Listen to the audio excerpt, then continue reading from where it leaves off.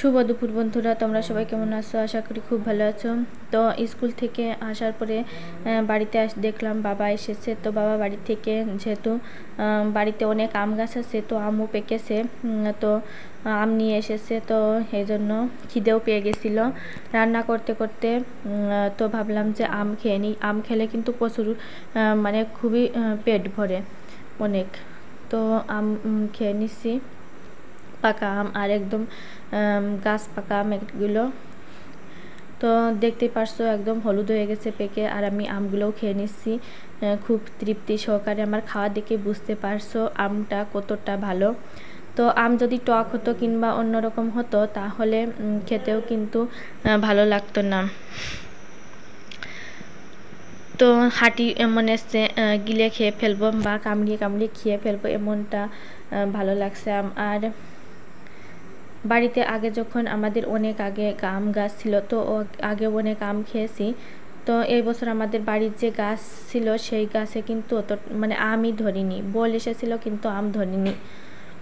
তো এদিকে কবুতর রান্না করলাম তো দিদির জন্য। তো দিদির গায়ে যেহেতু রক্ত কম, এজন্য মানে কবুতর রান্না করলাম। আর কবুতর একদম পিওর মাংস, আর এটা রক্ত মানে হয়, তৈরি হয় শরীরে অনেক, মানে খুব তাড়াতাড়ি। তো এই জন্য কবুতর একটা এখানে রান্না করে নিয়েছি। আর এইদিকে ছোট ছোট মাছ বাবা নিয়ে এসেছিল, তো সেগুলো রান্না করে দিয়েছি। আর বাড়িতে শিং মাছ ছিল, তো শিং মাছ এটার ভিতরে ভাজাই মানে একসাথে করে ঝোল রান্না করেছি। তো খাওয়া হয়ে গেছে, আর অল্প একটু বেঁচে ছিল, তো ভাবলাম তোমাদের সাথে শেয়ার করা হয়নি, তো শেয়ার করি। আর এদিকে সকালবেলা ডিম আর কাঁচকলা আলু দিয়ে রান্না করেছিলাম। আর এদিকে দিদির জন্য আলাদা করে ভাত রান্না করছি, মানে নরম নরম করে ভাত রান্না করে দিয়েছি যাতে সহজে হজম হয়ে যায়, যেহেতু গ্যাসের সমস্যা এই জন্য। তো এদিকে আমাদের জন্য তরকারি রান্না করে নিচ্ছি। তো ভাবলাম যে সবজিও মানে বাজার থেকে আনার কথা মনে ছিল না, তো কাঁচকলা ছিল আর ধুন্দল ছিল।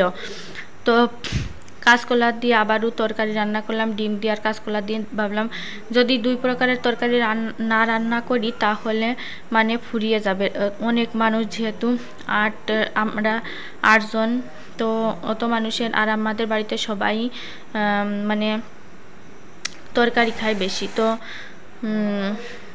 রান্না করতে করতে একটা আম তো খেয়ে নিয়েছিলাম, তো আর একটা আম মানে তরকারি যেহেতু আঁকাই দেওয়া ছিল, তো এই জন্য এইখানে মানে রান্না করছি আর খেয়ে মানে খাচ্ছিলাম। তো এদিকে খাসির মাংস এনেছিল, তো খাসির মাংসটা আজকে রান্না করব না, কারণ আজকে খুবই টায়ার্ড লাগছে।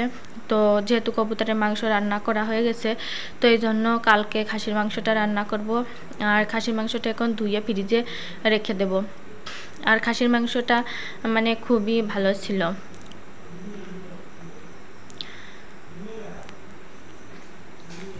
তো এদিকে মাছগুলো ভেজে তুলে নিয়েছি, আর দেখতেই পারছো।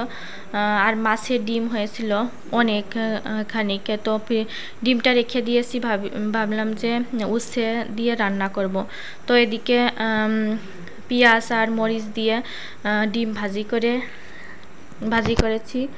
তো আর যেহেতু রাইস কুকারটা নষ্ট হয়ে গেছে, এজন্য মানে সারতে দেওয়া আছে, তো এই জন্য কড়াইতেই ভাত রান্না করতে হচ্ছে। তো এখনও ভাত এক প্রকারের রান্না করেছি দিদির জন্য, আর আমাদের জন্য সকালের কিছু ভাত বেঁচেছিল। তো এদিকে ভাত এই তরকারিটা হয়ে গেলে তারপরে রান্না করবো। আর এদিকে ঝিঙে দিয়ে আলু দিয়ে মাছ দিয়ে রান্না করে নিচ্ছি।